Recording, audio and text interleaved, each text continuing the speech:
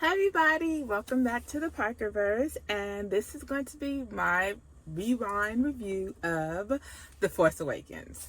Now, before I do this review, I want to say that the first time I saw The Force Awakens, as an old school Star Wars fan, I went to see Luke, Han, and Leia, alright, and to see kind of what happened to them. And going into that movie to see what happened to them, suffice it to say, I was incredibly unhappy with what I saw, and I was not a big fan of that movie. And as a matter of fact, I had not watched it since I saw it in the movie theater. So this was actually the second time that I had ever watched it. Now, having seen all three of the trilogies, and you know what they say, hindsight being 2020, I've now went back to it with a different eye, watching it for the new characters, Rey, Poe, Finn, and Kylo Ren. And also, a lot of the issues that I had with the movie, again, I'm one of those people who was very pleased with The Rise of Skywalker. So a lot of the issues that I originally had with the movie, it sort of took care of. Time sort of lessened kind of my disappointment and anger. It's still a retelling of A New Hope, pretty much point by point. And I still think that it was a mistake for Rey not to be Han and Leia's daughter. I felt that would have given it more resonance, but it is what it is, and so I'm gonna review the film based on what we got, all right? And looking at it again from a perspective of the new guys, it actually wasn't half bad. I actually found myself enjoying it. So here we go. So for those of you that don't know, the movie starts with the crawl that Luke is missing. All right, he's missing. We don't know how long he's been gone, but he's been gone. And so Leia sends her most trusted pilot, Poe Dameron, to this desert planet called Jakku, because apparently, like in the Star Wars universe, there's just tons of desert planets. I'm hoping in the new trilogy, the old High Republic, we see some different types of vegetation, some different types of planets, because there's got to be more than just dust, right, in space. Okay, so anyway, Poe goes on this mission and he meets this old friend of Leia's, and he talks about how important it is that they find Luke because the Jedi is gone, and without the Jedi there can be no balance. There's no balance in the Force. There's no balance, in the galaxy, like the Jedis are needed. Okay, which, by the way, is contradictory to what was going on in The Last Jedi, where Luke was saying it's time for the Jedi to end. And I bring this up because, again, for those of you who have seen all three movies, you'll understand that The Force Awakens is a different type of movie from The Last Jedi, which contradicts The Force Awakens, and then Rise of the Skywalker, which contradicts The Last Jedi. So in a way, you're kind of watching two movies that go together, The Force Awakens and The Rise of the Skywalker, and then sort of like this weird movie like in the middle. So, if you're not a Star Wars fan, you could actually skip The Last Jedi and just watch this movie and the last movie, and it'd probably actually kind of make a little bit more sense to you. Although, Reylo was born in that last movie, The Last Jedi, and that'll never make any sense. So anyway, let's keep going. So the First Order arrives and we see the Stormtrooper, and there's a lot of attention being paid to this Stormtrooper. So we know that there's something special about this particular Stormtrooper. All right, he seems disoriented. He's kind of running around, not really sure what's going on. So then Kylo Ren's ship approaches. All right, he gets out, he's like all in black, and he has this like mask on, and I'm just like I've seen it before, but like when I first saw it, I'm still like, really? Like, there's nothing appealing about that costume. There's nothing badass about that costume. Like when Darth Vader had that costume on, I mean, he seemed really scary. Like, I'm sorry, but Kylo Ren looks like he's doing just some type of bad cosplay. It's just that outfit is never gonna, that persona is never gonna work for me. I'm sorry. So anyway, Poe has escaped, and so Kylo Ren, gets the ally, and they're talking or whatever, and he's, saying, I understand, where Luke Skywalker is, let me know, give me the map or whatever, what have you. And he starts to, try to reason with him, to insinuate, I know who you are, this is not who you are, you're not from the dark side, you need to go back to your family, right? And of course, Kylo Ren is not moved by this, and he ends up killing the guy. So meanwhile, Poe doesn't think he's going to escape. So he puts the map into his droid BB-8, a la the way that Leia did in the first movie, when she didn't think she could escape, and put it into R2-D2 and sends him on his way. So sure enough, Poe gets captured, and he does a little banner with Kylo Ren, and I'm just like, I like this guy. Like, I'm one of those people that just liked Poe from like the very beginning. I just thought he was good to look at. I love the sense of humor. I'm really glad that they decided not to kill him off, because originally his character was supposed to die, and I just think he really added a lot to the movie, and he had that certain kind of swag, that we needed, and he's an archetype character. There's nothing wrong with that. Again, what makes Star Wars so great is the familiar packaged in the new. So while we don't necessarily need like a play-by-play redoing of Star Wars or A New Hope, it's still great. That's why Baby Yoda is so popular, because he's a baby and he's Yoda. He's familiar, packed in something, different. And that's kind of, what makes Star Wars work. But that's just it. So anyway, Poe is captured, and we have Phasma who appears, and who's this badass female stormtrooper.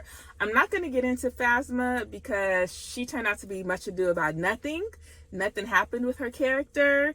Again, all this talk about, you can make a whole like video on characters in the new trilogy that deserved better. She turned out to be nothing but a glorified cameo. She, kind of senses that something's going on with Finn. So I don't know if she's supposed to be force sensitive or not. Kylo Ren also senses that something is going on with Finn. Which I think sets up the whole thing that Finn was supposed to be force sensitive. However, it turns out to be much ado about nothing, because nothing comes out of the whole Phasma thing. They were setting her up to be sort of a rival for Finn. And it just doesn't happen. It just doesn't happen. So I'm not going to get into that. So, anyway, they take, Poe onto the ship, and Finn takes off his helmet, and he's just really just shocked about what happened, because they have to kill civilians, which he didn't do. And he's just like, he just realizes that this is not for him. And so he decides that he's going to help Poe escape. So you see this scene where Kylo Ren is torturing Poe. And I want to talk a little bit about when Poe first comes onto the ship, something I didn't catch before. Poe is shocked by how big the ship is and how many weapons that they have. And I think that that's an appropriate response, because the First Order is so murky, right? Like, so they never explain what the First Order is, or what the Resistance is, or why they even need a Resistance in the first place. So when last we left Return of the Jedi, and this is just going to be sort of a stream of consciousness, so follow along with me, please. When we last saw our heroes in Return of the Jedi, the Empire had been overthrown and the New Republic had been formed. Why does the New Republic need a resistance to fight off the First Order? Like, shouldn't the Resistance and the New Republic be one? Shouldn't they be one? Like, shouldn't they have everything that they need to fight the First Order? How did the First Order get so powerful, like, under their watch? Like, none of this is ever explained, and maybe it's explained in a book. Okay.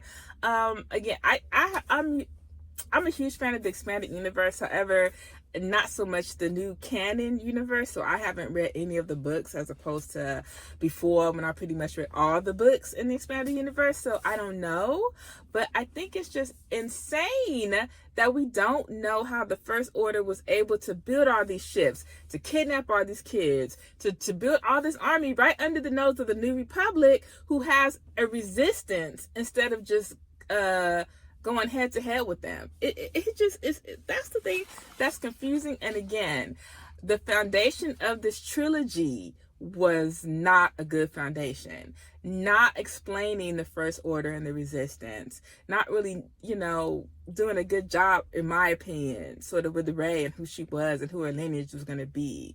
Not really setting up Kylo Ren in the way that I would have. I think it would have been much more interesting if he would have started off as Ben Solo and had sort of a tug to the dark side, and the second movie fall to the dark side, and then in the third movie be redeemed, right? Adam Driver, to me, really shone as Ben Solo. He was fantastic as Ben Solo. As Kylo Ren, again, Dollar Tree Darth Vader. So I think they missed really the opportunity to really make him the complex character that they wanted to be, because they started him off as Kylo Ren when they should have started him off as Ben Solo. But, again, that's me and I'm not writing it. So anyway, Finn helps Poe escape. However, they end up crashing on back on Jakku, because, they get attacked by the First Order ships when they're leaving. So meanwhile, on Jakku is a young lady named Rey. Now, Rey actually in this first movie is quite adorable. She's a scavenger. She has like a lot of wonder, you can tell, for the world. And she's also waiting for her parents and her family to return. So while she's in her hut, she hears like a noise, and it's BB-8, and she can speak droid, right? She can speak droid. And so she actually ends up rescuing BB-8 from this sort of, it's a new animal, but it's supposed to be sort of like a Tusken Raider Jawa type thing, because again, we're borrowing from our predecessor, right? And so she saves, BB-8, and BB-8 insists on going with her, and she does. He does. So, Finn, meanwhile, when he wakes up, from the crash, he assumes that Poe is dead, because he's thrown out of the ship and he sees the ship explode, right? So he goes into the village because he needs water, and he runs into Rey. So BB-8 sees him, and so he's wearing Poe's jacket. And so BB-8, accuses him of being a thief. And, Rey just runs and attacks him for being a thief. Again, it's sort of the cute kind of meat kind of thing, right?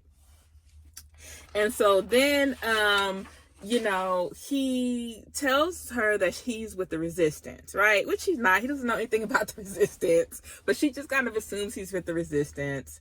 And then they get attacked, right? So they get attacked and they have to get out of there, right? Now, they run past a ship, and he's like, well, let's get on this ship. And she's like, that's a hunk of junk. And so they run into another ship, and that ship explodes, and they're like, let's get on the hunk of junk. And the hunk of junk turns out to be the Millennium Falcon.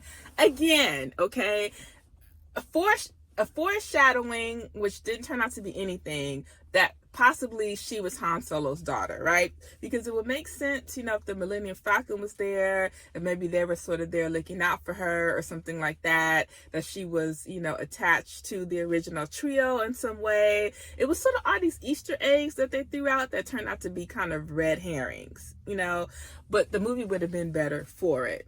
Okay, so Rey gets on the Millennium Falcon, and she knows how to fly. She turns out to be an expert pilot. Okay, so much has been made about Rey's, skills, expert skills at everything. Flying, talking droid, talking Wookiee, just being a total badass. It is what it is. We're supposed to go along with it because she's so strong in the Force, and the Force is enabling her to do all these things, even if she doesn't know how she's doing them. So that's what it is. Okay. So now we have the moment that I have been waiting years in the making for, the return of Han Solo onto my screen. So Han Solo is back on the screen. It turns out that he's still smuggling, which I didn't particularly like at the time. But what happened was that when Ben went to the dark side, his marriage to Leia collapsed and he just left. And so he went back to smuggling. And so that's what he's doing. He's been looking for the Millennium Falcon all this time and he's found it. Okay.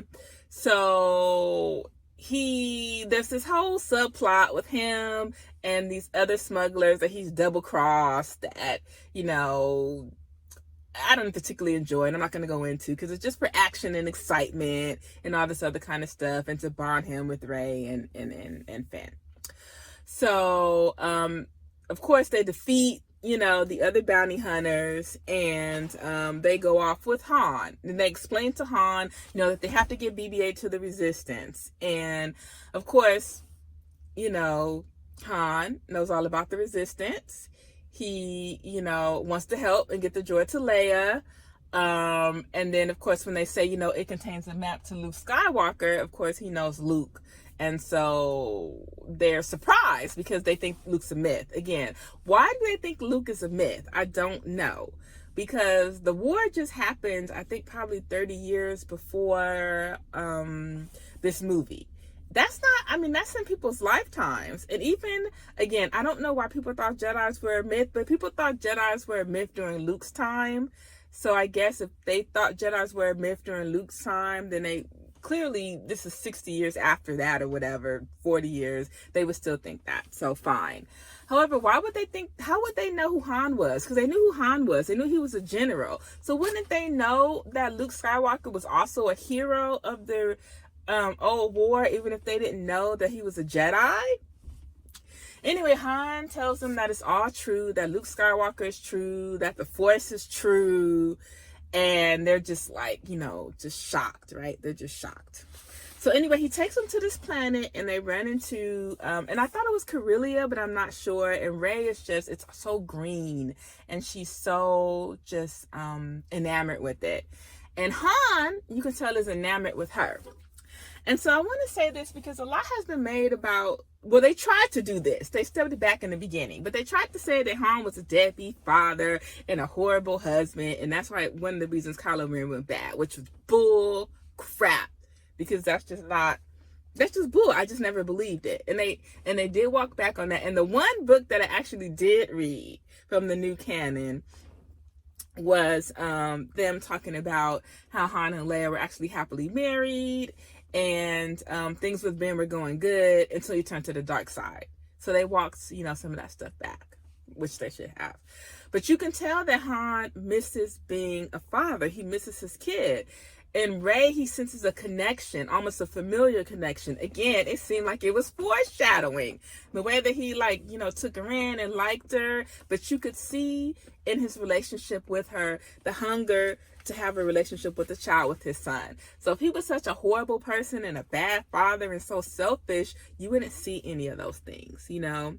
And I missed that the first time around, but seeing it again, you know, and I saw that, and I was really touched by that. So anyway, they explain what's going on to Mouse Canal, who's an old friend of Han's.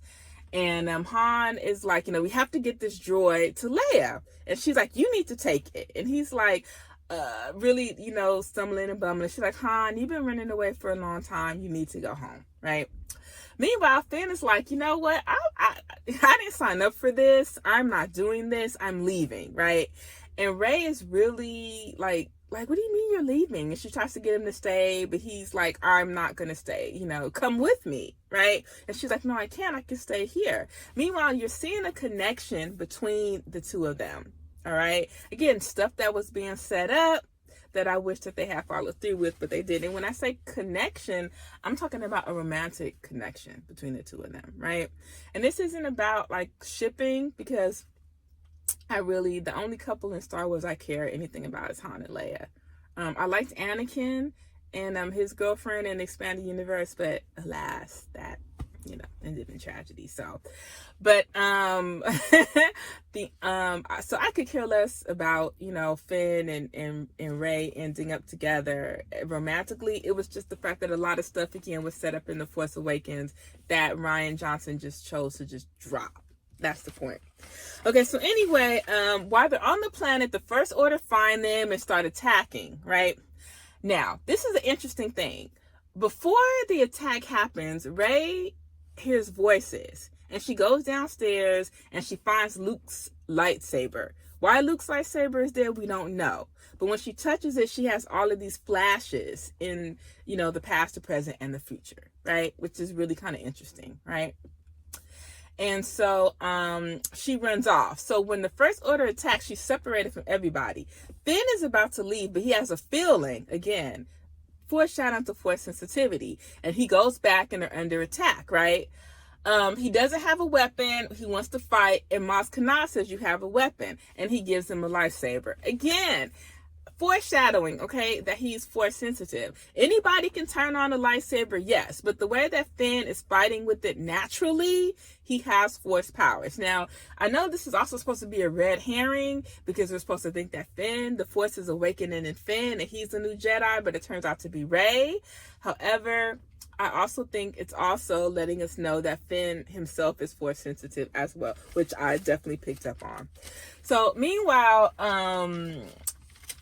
the battle is going bad. Han and Chewie and Finn have been captured. And then here comes the Resistance, being led by Poe, who didn't die, right? So the Resistance come, they chase the First Order off. However, Kylo Ren senses Rey, and he ends up finding her and kidnapping her. And again, the look on Han Solo's face when he sees Kylo Ren, and we don't know how long it's been. We don't even know if he's ever even seen Kylo Ren in the flesh.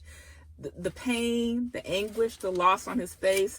This is not a man who did not care anything about his son. This is a man who loved his son and is suffering very deeply from losing him, okay? And so that's the thing. And so now we have the ship landing and we have the reunion of Han and Leia. Not exactly the reunion I wanted because I didn't even want them to be reunited. I wanted them to be together, but it is what it is. And they have some, little flirty banter and their love theme plays in the end, underneath it. And it's really, it's really sweet to see them together because I never thought I would see them, Han and Leia, together live. Played by Carrie Fisher and Harrison Ford. I always assumed we would get some type of live action prequel, something between Star Wars and Return of the Jedi, but I never thought we would see the original characters playing them. So that was nice. Meanwhile, Finn wants to rescue Rey, all right? Because Rey's his friend. He wants to go rescue her. And he's thrilled to see Poe, and they reunite and everything. And they talk about, how great it is that they have the map because they have BB-8. Of course, it's only half of the map, right? Is there. And they don't know what to do with it. So that's kind of the thing too. So they can't find Luke. So meanwhile, the First Order has created a Death Star. It's called the Star Killer. It's basically the Death Star. And they decide that they're not going to blow up one planet. They're going to blow up the entire system of the Republic who have been funding the Resistance. Again, why they need to fund the Resistance when they are the government? I don't know. But anyway, they end up destroying a lot of the core planets where the Republic exists, right? In an attempt to wipe out the Republic. But the galaxy is so big that even destroying those planets, the Republic should still exist. But again, details that they don't think that we need to know. So we just kind of, let that go, right? It was like, did the government collapse? Wouldn't Leia become sort of the de facto president of the new Republic and giving orders and things like that and not just a general? And if not her, who? These to me are important things that they just didn't really get into. But again, maybe they thought people were so over the politics of the prequels, they didn't want to scare them off. I don't know. So meanwhile, Leia, and Han talk. And what I like about this talk is that you can see that they really love each other still. Okay. And Han explains that the reason why he left is because he knew he didn't want to make Leia sad. And he knew that Leia, every time he saw him, thought about Ben. And that's kind of why he did it. And Leia says she doesn't want to forget about Ben. She wants Ben back. And he's like, he can't come back. There's too much of Vader in him. But Leia doesn't believe that. Leia believes that there's a lot of Han in Ben, which is interesting because that's a theme, something that actually carries on throughout all the 3 movies, where people are saying, no, you are like Han Solo. I don't see that. I saw a little bit of it. I saw a little bit of it, like in Rise of Skywalker, when he was Ben at the very end, but I didn't see any of it before. So, but the overriding theme is that he is Han Solo's son, much like Luke is Anakin Skywalker's son, and the bond between father and son is what's ultimately going to lead to redemption, which I think is really a nice kind of way to tie it in, right? And so she tells him that she thinks that if he sees Kylo Ren, he can reach him and bring him back to the dark side, to the light, because he's his father. And so you can kind of see it in his head, that he is he's going to go on this mission. He's going to help them find Rey. And if he does see Kylo Ren, this is something that he's going to do. And before he leaves, I think he has a sense that he's not coming back. He's not force sensitive, but I think he just kind of knows this. And so he and Leia share like one last hug, like before he leaves, with their love theme playing. And it's really, really romantic. And I think it's to let their fans know that no matter what happened between the two of them, the love is still there, which I think is nice. And we deserve that after what they did to our couple. So, anyway, so Rey is on the ship. He's being tortured she's being tortured by Kylo Ren, basically. He's trying to get information out of her. But she, for whatever reason, is strong enough to fight back. Not only is she strong enough to fight his mind control, but she's also able to get into his mind and to see that his fears that he's never going to be as strong as Darth Vader, and to like push back, right? So, I didn't mention Snoke because he ends up becoming a non-character. But, okay, so in this movie, the big bad is this character named Snoke. And Snoke is the person who's over the First Order. He has dark side powers. He's training Kylo in the dark side, even though officially I don't think they're Sith. I don't know. And he's training, and then he has this other guy named Hux, who, again, turns out to be a non-character, but he's supposed to be Kylo Ren's foil, but it really materializes. And so, Snoke gets a hold of the fact that this girl that, they brought on, bested Kylo, and he's, like, he can't believe it. Like, who can, right? It just doesn't make any sense.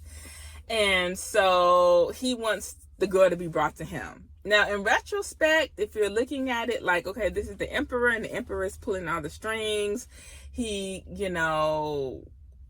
is thinking, maybe this is my granddaughter, maybe this is Rey at last, I finally found her, bring her to me, so he can turn him over to the Emperor. But, again, who knows, right? So, Kylo leaves because he's so, shocked by this. And he leaves her alone. She's able to do a Jedi mind trick on the guard that's watching her. She just can do it. She can do it. Now she knows how to do it. And she ends up escaping. Kylo gets dressed down by Snoke, and he promises that he's not going to fail him and all this other kind of stuff. And, Snoke is mad because not only did this girl best you, but you lost BB-8, and he's terrified of Luke Skywalker. That's the one thing that kind of remains the same in both movies with Snoke. He's terrified of Luke Skywalker, as he should be. So, meanwhile, Finn, Han, and Chewie show up to rescue Rey, who's basically already rescued herself, but she's thrilled to see them. All right, she's thrilled to see them. and that somebody actually cared enough to come and rescue her, because nobody's ever cared about her before. So again, bonding between her and Finn. And so they're about to escape, but Han Solo, being the hero that he is, not the deadbeat, not the loser, not the runaway, okay, but the hero that he is, understands that this is their opportunity to destroy the Starkiller base, all right, and that he's going to take it. He's going to destroy it. And so before he has a chance, so they start like planting the bombs or whatever, and they're going to leave. But before they have a chance to do that, he sees Kylo Ren, all right? And he takes this as an opportunity to try to get his son back. He tries to reason with him. He asks him to take off the mask so he can see his face. And, you know, they have a father and son chat, and it seems like Han is getting to him. And he is actually getting to him. He's getting to him. And the fact that he's getting to him is what's making him so upset. And so he kills Han. And I think he kills Han to try to prove to himself and to Snoke that Ben Solo is dead. And also because everybody's always telling him that he's like Han. And so, or Ben is like Han. So to kill Han is to kill Ben. And, you know, again, did I need to see Han Solo die on camera? No. But it was what it was. And at the time of his death, like I said, I didn't feel bad. I hate to say it, because I felt his character, I was so upset about what they had done with his character that I couldn't separate that from the story. But sort of in retrospect, when you see it, it's a tragedy, particularly, you know, when he puts his hand on Ben's face to show that even now he still loved him, and he would still try to save him again, even with the same fate, you know. And he loved Leia that much, and he loved Ben that much to try. And so Han dies a hero. Chewie, of course, is upset, and he starts, you know, and he shoots Kylo Ren, right? And he hits him, right? And then, meanwhile, Finn and Rey have shown up. They've seen everything, and they're all start to run. So they're all running, and they're all in this forest, and Kylo Ren finds them. Finn gets the lightsaber, and he starts fighting Kylo, okay? Finn, a stormtrooper who knows nothing about the Force, this is only the second time he picked up a lightsaber, starts fighting Kylo Ren and gets him around for his money. Now, Kylo Ren ends up almost killing him, as he should have, but again, the fact that he was able to even hang with Kylo, again, proves that he foreshadowing that he's Force sensitive. He ends up almost killing Finn. Now, Kylo recognizes the lightsaber, and he's like, that's my lightsaber, because of course it's Luke Skywalker, Anakin's before it was Luke, and he feels like, you know, this is my lightsaber. And I didn't talk about the fact that earlier in the movie we find out that he's a big Vader fanboy. He's gone to Endor, he has found Vader's mask. I'm sorry, but it's so ridiculous. The charred mask that was birthed in Return of the Jedi. He's basically worshiping at the altar of Darth Vader, asking him for signs, saying, you know, I'm going to finish what you started. He's a big Darth Vader fanboy, so of course he wants Anakin Skywalker's lightsaber. Which to me, again, would never made any sense, because I'm like, Vader turned at the end, back into Anakin Skywalker, back into the light. Nobody told him this. Like, and why would Vader be talking to him about, like, let's finish what I started? So they kind of, again, brought that back in the last movie, where the Emperor is like, that wasn't Vader talking to your dumb ass. That was me manipulating your dumb ass. So I kind of actually like that part, because I was always like, but Vader turned, so that like made no sense. But nothing about Kylo Ren made any sense to me, especially how they tried to blame everybody else. It was Snoke that manipulated him. No, he was a whiny, entitled little bitch who felt like he treated like a prince, and had power, and felt like he deserved more. Just like Anakin, he felt like he was special and he deserved more than what he was getting, and he let that corrupt him. Okay, you know, Snoop wasn't Snoop. You know, it wasn't, you know, Han. It wasn't Leia. It was something inside of him that he was not strong enough to fight. Point blank, bottom line. Okay, that's my opinion, and I'm sticking to it. Right. So anyway, after Finn ends up like falling, he wants to go get the lightsaber, but instead of the lightsaber coming to him, it flies into Rey's hand, right? She's the chosen one, okay? So he and Rey start to fight, okay? Rey ends up besting him, all right? The bombs that they set off, of course, that picked that time to start exploding on the ship. And so they have to get out of there. Chewie shows up in the nick of time. They get on the ship. They get away, all right? Snoke, of course, is not happy and with what happened, and he's like, I need to complete Colonel Rey's training. Like, this is ridiculous. Now, mind you, the training is never completed because that thread is never picked up in the second movie. But that's kind of the thing where we leave off, where Kylo Ren is injured, but he's still alive, and Snoke is like, I need to make this guy more powerful than he is because he's obviously still weak. And Hux is just kind of perplexed about the whole situation because he feels like Kylo, a lot of the stuff that Kylo suggested is one of the reasons why they lost. So that's kind of where we leave the bad guys. So anyway, we join the Resistance. Leia, who has sensed Han's death, is devastated. When she sees the Millennium Falcon land, she goes to greet the Millennium Falcon. However, Chewie walks right past her. She doesn't hug Chewie. Now, she hugged Chewie before. Like, when she first saw Han, she hugged Chewie, but you would have thought, like, at his death, the two people that were closest to Han would have hugged. However, she hugs Rey. She don't know Rey. This is the first time that she is literally seeing Rey. So why is she hugging Rey? Like, are they bonded by the Force? Like, again, foreshadowing that there's some kind of connection with them. Now, eventually, she would end up becoming her master, and they would bond sort of like in a mother-daughter way. But at that particular moment, it was a scene that it was disingenuous and made no sense. So now Leia's depressed, right? Because even though they won this battle and they destroy, the Star Killer, and it wasn't just sort of the bombs that Han planted, it was also like the Resistance found them and, were able to do their thing. Like at the end of The New Hope, you've seen it, you know what happens.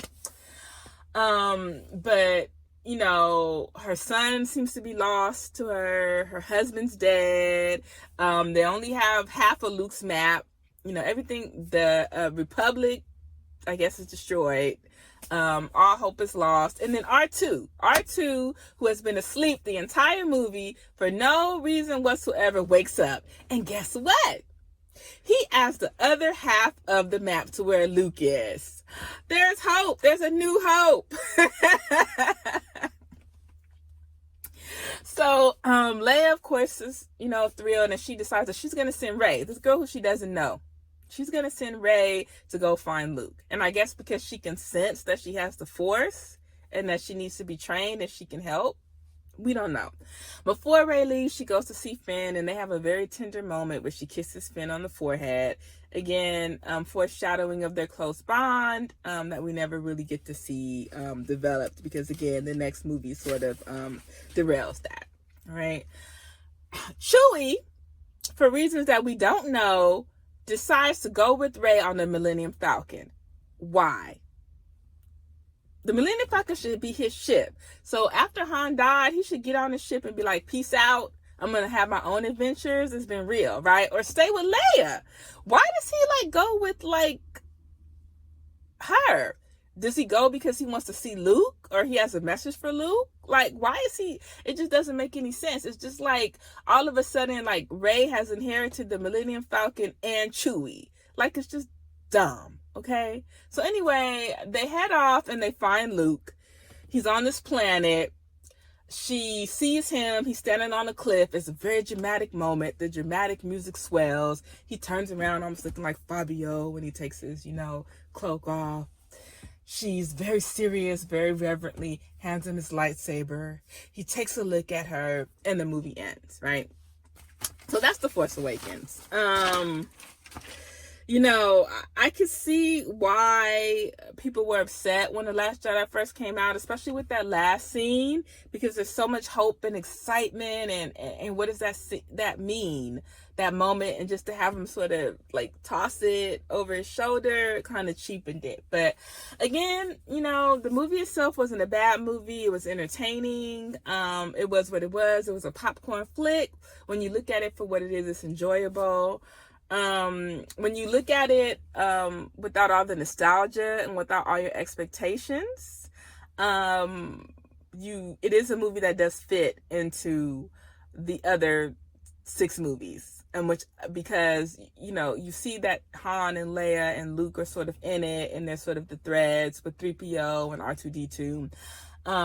Do I think there was a missed opportunity not having the 3 together in a scene? Yes. This movie should have been, or at the very least, you should have had you should have had the 3 of them all together, all in the scene together, all in the adventure together, bringing in the new crew. And then somebody could have died at the end of this movie. Han could have died. And then you would have had the next movie to set up. And then you could have even killed Luke off in the second movie. And then Leia off in the third. And you would have passed the torch.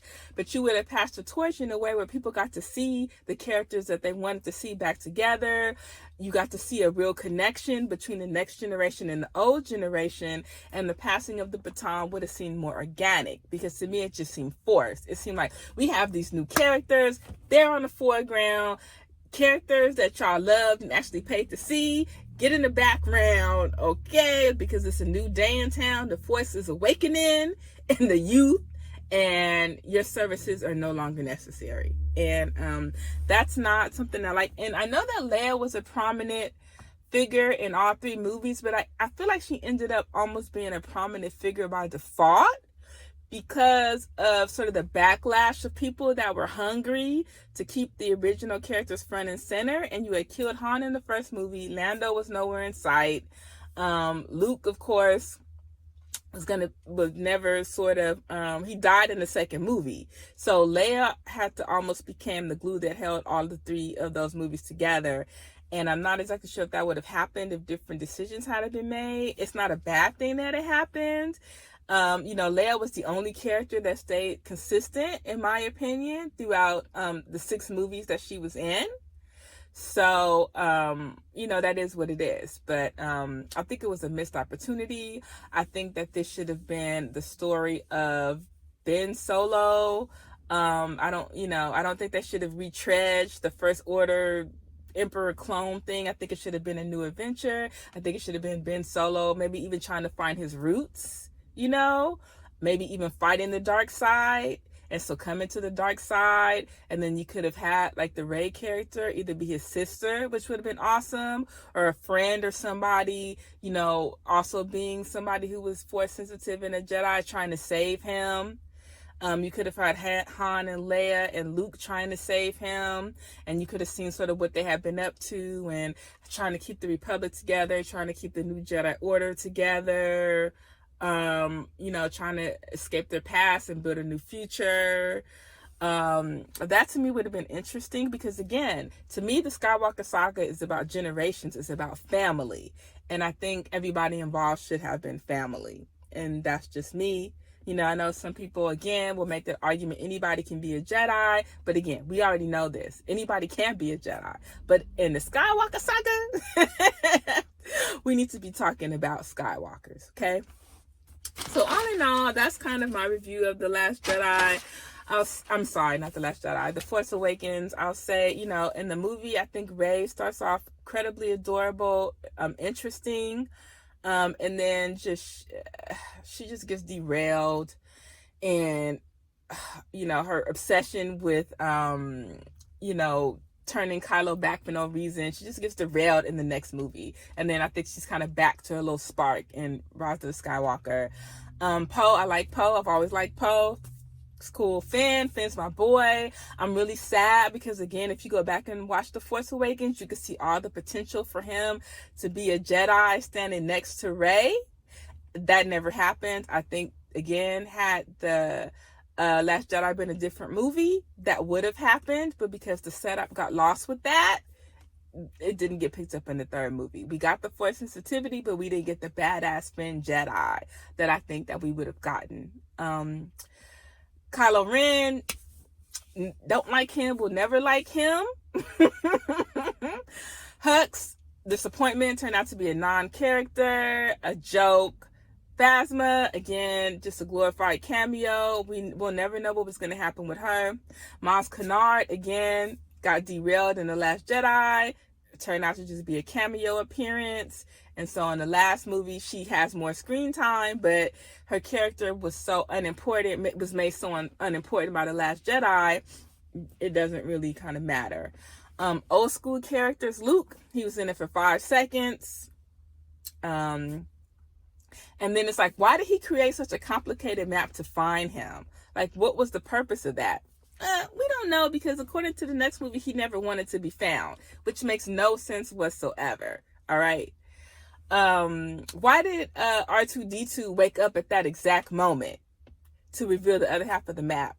We don't know, because the map is irrelevant anyway, because again, Luke didn't want to be found. Okay. Han, again, in retrospect, I was very disappointed that they still had Han smuggling at 127. I just felt that was a regression for his character from the hero that we saw. But when you look at it and you think about it in terms of, you know, the fact that, like he said in the movie, after everything that he had lost, he just went back to, he found comfort in what he was good at and what he knew how to do. And you could see the heroism sort of peeking out and the love for his family. You know, I'll say that I was okay with it. And of course, Leia was Leia. She was badass throughout the whole thing. She became the glue that sort of held everything together. But I think that more should have been made about what was her role in the New Republic. Again, she should have been more than just the general. And of course, she was the leader, but was she the leader for everything? That just wasn't, you know, clear. So, you know, if I have to give The Force Awakens something like out of 5, I would give it like a 3.5. You know, it's an enjoyable movie. Did I love it? No, but in watching it again, I liked it a lot. And, you know, I think that when you watch all 3 movies together with the understanding that you do now, and with the lens of appreciating the new characters, and, you know, it's more enjoyable than when you go into it, like, with your expectations for what they're doing with the OGs. So that's my review of The Force Awakens, and I look forward to next time.